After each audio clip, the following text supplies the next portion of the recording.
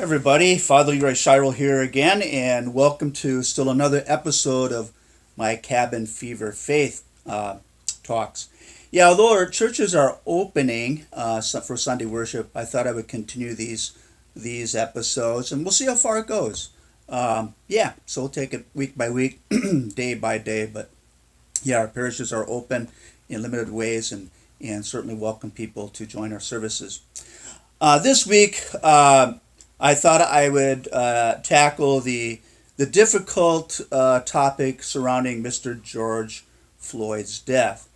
And I know there are all kinds of ways to look at this and points of view, and I apologize if I'm not addressing everybody's point of view, but I thought I should at least speak to that in some way or other. So what I'm entitling this episode is, what does justice unrestrained look like?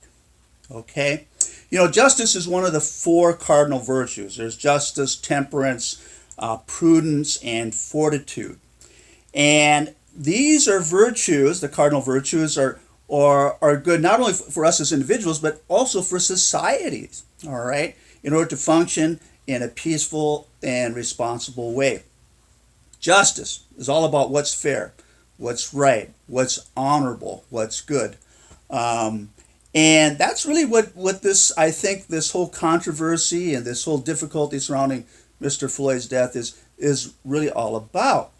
But justice also needs the other virtue of temperance. And by temperance, I mean restraint, self-control, responsibility, and those kinds of things. Because justice without temperance, justice without restraint, becomes an injustice itself. And we see two perfect examples of that. One is the arrest and untimely death, tragic death of George Floyd. Now, I don't know the circumstances, and I think that still needs to be investigated and how things transpired. But it certainly looks like an overuse of power or force. Justice unrestrained, right? Resulting in Mr. Floyd's tragic death. The other example of justice unrestrained is the quote-unquote protesters who were really rioters, right? Who came out for protesting a just cause, but then turning it into a complete riot, right? Where violence happens, destruction of property, people losing businesses, jobs lost. And you have to ask yourself, how did that really serve Mr. Floyd's cause, right? How did that really serve justice? Completely unrestrained and uncalled for and unwarranted, and even Mr. Floyd's family called for peaceful protests rather than these people who really had no interest at all in just cause for Mr. Floyd and what happened.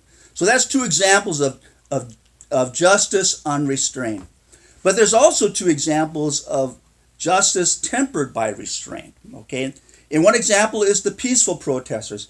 The vast majority of people protesting were doing so peacefully, right? They wanted to heighten people's awareness of what's wrong in a particular segment of our society, particularly our law enforcement and how things are handled. And they did so wonderfully. And it's great to see that. Freedom of speech is certainly a right in our country, and that needs to be protected and preserved. And so thank God for the protesters who protested peacefully, who wanted their voices heard, right? That's justice with restraint. Even though their feelings might have been very heightened and they were angry about what happened, they know that they were supporting a just cause and supporting the Floyd family. The other example of justice with restraint is how the police, the National Guard, and other law enforcement handled the rioters. There are many people out there who wanted nothing more than to provoke the violence, right? And so these law enforcement people, whom we need, right? The rioters just prove how important law enforcement is, who had to restrain themselves, even though being provoked constantly and trying to diffuse the situation. That's justice restrained, right? And bringing back law and order. So we see examples of both. Justice unrestrained and justice tempered by restraint. And that's what we need. if justice is to be served, we need to bring in temperance. And I know these are old terms, but they're valid today as ever. And we've seen it come to life in the tragic situation and the tragic circumstances surrounding Mr. Floyd's death and all the consequences that happened. So, yeah, we are God-fearing people. The vast majority of people in America are good people and want to see justice served, but we can't do it with violence, right? And we can't do it unrestrained. There's a process. There's a way to do things that serve the common good, and that's what we're all about. So we need to continue to pray for George Floyd and his family at the loss and untimely death of one of their family. We need to pray for our law enforcement. We need to support them. But we also need to call forth justice with restraint and bring the truth of the matter forward and hopefully reform on both sides, right, in all cases. So something to pray about, something to think about. Let's continue to pray for this situation, for a peaceful means and a solution to all that has occurred this past week. And it's unfortunate we've had to see it. It's unfortunate that, I think it's a difficult situation, and no matter how you look at it. So anyway, something to think about. Last but not least, most of you know that I'm still I'm still recovering from my neck and back surgery. I want to thank people for their cards, their sympathy, continue to pray for healing. The truth is I'm able to move a little bit more every week. I've been ice packing half a dozen times a day. That helps. I'm getting the staples out of my neck and back tomorrow. So that ought to be a treat, right?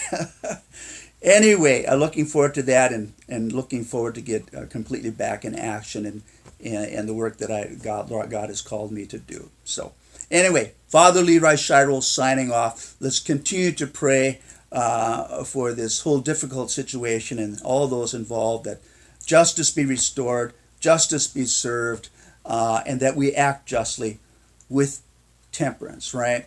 Tempered by restraint and doing what is good, honorable, and right. Take care. God bless. Until we see you again. Father LeRoy Scheierl signing off here.